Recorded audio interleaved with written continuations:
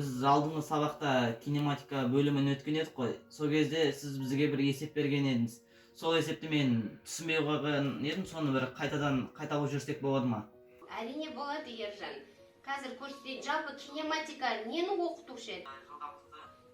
Қозғалыстарды оқытады, қозғалыстың түрлерін оқытады. Ендеше қазір көрейік сол есепті. Мына есеп қой. Міне график берілген бізге.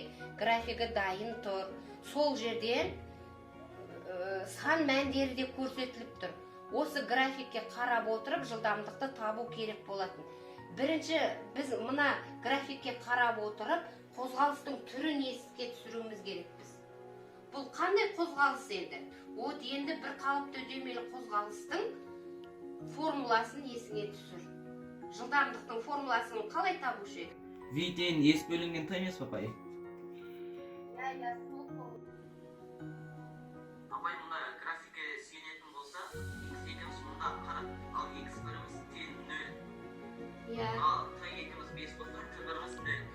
Сонда X2-ден X1-ді азайтсақ, Т2-ден Т1-ді азайтамыз. Бұнда шыққан мән 40-дан 5-ті бөліп жіберсек, жауабы тең 8 метр секунд болады. 40-ты 5-ке бөлесің, Ержан, тамаша. Келесі есепте жақсы шығарады деген үміттемін.